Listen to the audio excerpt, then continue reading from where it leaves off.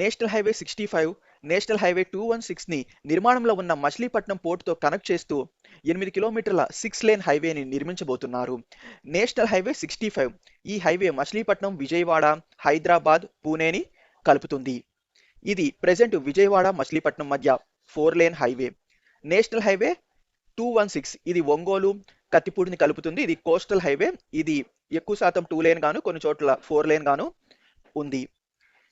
ఈ మచిలీపట్నంని కలుపుతున్న ఈ national highway 65 చాలా కీలకంగా మారింది ఈ మచిలీపట్నం పోర్టు నిర్మాణంతో.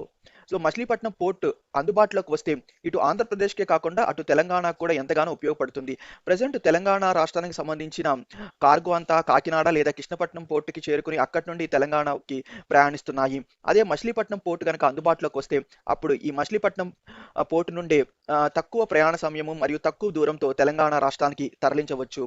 దానిలో భాగంగానే ఇప్పటికే కేంద్ర ప్రభుత్వం విజయవాడ మచిలీపట్నంని కలుపుతున్న నేషనల్ హైవే 65ని 1000 కోట్లతో 4 లేన్ నుండి 6 లేన్గా మార్చడానికి సంబంధించిన ప్రాజెక్ట్ రిపోర్ట్ ని రూపొందిస్తున్నారు. ఇంకా తాజాగా స్వయంగా కేంద్ర మంత్రి నితిన్ గడ్కరీ గారు ఎక్స్ లో తెలియజేశారు, ప్రెజెంట్ పోర్ట్ నిర్మాణంలో ఉంది కాబట్టి సో భవిష్యత్తులో అందుబాటులోకి వచ్చే ఈ పోర్టుని దృష్టిలో ఉంచుకుని అప్పటికప్పుడు హైవేని నిర్మించడం సాధ్యం కాదు కాబట్టి సో ముందుగానే దాన్ని నిర్మించాలనే ఉద్దేశంతో నేషనల్ హైవే 65 మరియు నేషనల్ హైవే 216ని మచిలీపట్నం పోర్టుతో కలుపుతూ 573 కోట్లతో 6 లేన్ హైవేని నిర్మించబోతున్నామని స్వయంగా ఎక్స్ లో తెలియజేశారు. ఇప్పుడు మచిలీపట్నంకి రావడానికి ఇటు విజయవాడ వైపు నుండి కానివ్వండి, ఇంక ఇటు రేపల్లె, ఇటు నరసాపురం వైపు నుండి మనకి ఈ హైవేస్ ఉన్నాయి. కానీ అక్కడి నుండి పోర్ట్కి చేరుకోవడానికి సరైన రోడ్ అయితే లేదు. అందుకని ఈ 6 లేన్ రోడ్ని నిర్మించబోతున్నారు ఈ హైవేల్ని కలుపుతూ. దీని పొడవు 8 కిలోమీటర్లు. ఇది ఎక్కడ ప్రారంభం అవుతుందంటే ఇప్పుడు నేషనల్ హైవే 65, నేషనల్ హైవే 216లు మచిలీపట్నం సిటీకి అవుట్ సైడ్ కలుస్తాయి ఈ సుల్తాన్ నగర్ దగ్గర. సో అక్కడ నుండి ప్రారంభం అవుతుంది. అక్కడ నుండి ప్రారంభమయ్యి కొంత దూరం నేషనల్ హైవే 216 గుండా వెళ్తుంది. అంటే ఆల్రెడీ ఉన్న రోడ్నే 2 లేన్ నుండి 6 లేన్ గా మారుస్తారు. ఆ తర్వాత ఇక్కడ హర్ష కాలేజ్ దగ్గర రైట్ టర్న్ తీసుకుంటుంది. అంటే ఇటు మచిలీపట్నం పోర్టు వైపు టర్న్ తీసుకుని ఇక మచిలీపట్నం పోర్టు వైపుకి వెళ్తుంది.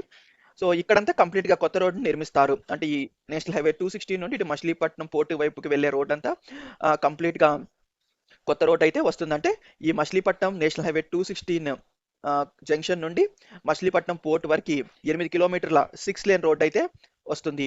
ఈ రోడ్ నిర్మాణంలో భాగంగా ఇక్కడ మరో ఫ్లైఓవర్ వస్తుంది. అంటే ఈ జంక్షన్ దగ్గరే మరో ఫ్లైఓవర్ వస్తుంది. మరియు ఈ హర్ష కాలేజ్ దగ్గర కూడా ఒక ఫ్లైఓవర్ వస్తుంది. మనకి ఇక్కడ రైల్వే లైన్ క్రాస్ చేస్తుంది. ఇక్కడ అదే రైల్ ఓవర్ బ్రిడ్జ్ వస్తుంది. మళ్ళీ ఇక్కడ మచిలీపట్నం తాళ్ళపాలెం రోడ్ ఉంది. ఇక్కడ కూడా ఒక ఫ్లైఓవర్ అయితే వస్తుంది అని స్వయంగా నితిన్ గడ్కరీ గారు తెలియజేశారు. అంటే నితిన్ గడ్కరీ గారు 3 ఫ్లైఓవర్స్, ఒక రైల్ ఓవర్ బ్రిడ్జ్ వస్తుందని చెప్పారు. సో అవి రావడానికి అవకాశాలు ఉంది. ఇక్కడ ఒకటి ఫ్లైఓవర్, ఇక్కడ రైల్ ఓవర్ బ్రిడ్జ్, ఇక్కడ ఫ్లైఓవర్, ఇక్కడ కూడా ఒక ఫ్లైఓవర్ అయితే వస్తుంది. ఇది రావటం వల్ల ఈ ట్రాఫిక్ కంజెషన్ అయితే తగ్గుతుంది. సో ప్రెసెంట్ ఇక్కడ అంత ట్రాఫిక్ లేకపోయినా సో భవిష్యత్తులో ఆ ట్రాఫిక్ పెరిగే అవకాశం ఉంది ఇప్పుడు ఈ సెక్షన్ లో. అందుకని ఈ రోడ్ని కూడా ఇప్పుడే 6 లేన్ గా మార్చేస్తున్నారు. మరియు ఈ 6 లేన్ రోడ్డు అందుబాటులోకి రావటం వల్ల ఈ పోర్టు నుండి వచ్చే వాహనాలు కూడా చాలా సులభంగా ఎటువంటి ట్రాఫిక్ ఇబ్బందులు లేకుండా ఈ హైవేలకి చేరుకుని అక్కడ నుండి ఇతర ప్రాంతాలకు వెళ్ళవచ్చు. సో మొత్తం 573 కోట్లతో దీని నిర్మాణము చేపట్టబోతున్నారు. సో భవిష్యత్తులో మచిలీపట్నం చాలా డెవలప్ అయ్యే అవకాశం ఉంది. ఈ పోర్టు కనుక ఒకసారి అందుబాటులోకి వస్తే ఈ పోర్టులో ఎక్కువ కార్గో ఇంపోర్ట్ ఎక్స్పోర్ట్ జరిగితే సో ఖచ్చితంగా మచిలీపట్నం ప్రాంతము బాగా డెవలప్ అవుతుంది. సో ఈ పోర్ట్లో బాగా జరుగుతూ ఉంటాయి. అంటే ఇలా ఎక్స్పోర్ట్స్ ఇంపోర్ట్స్. సో తెలంగాణ కూడా ఎక్కువ శాతం ఈ పోర్ట్ మీదే డిపెండ్ అవ్వడానికి ఎక్కువ అవకాశం ఉంటుంది. అంటే ఈ పోర్ట్ని దానికి తగ్గట్టుగా డెవలప్ చేయవలసి ఉంది. సో ప్రెసెంట్ నిర్మాణంలో ఉన్న పోర్ట్ అయితే కాకినాడలో ఉన్న పోర్టులు, కృష్ణపట్నంలో ఉన్న పోర్టుకి అంత పెద్ద పోర్ట్ని అయితే నిర్మించడం లేదు ప్రెసెంట్ అయితే. కానీ భవిష్యత్తులో డిమాండ్ ఉంటే అంత పెద్ద పోర్ట్ నిర్మిస్తారు.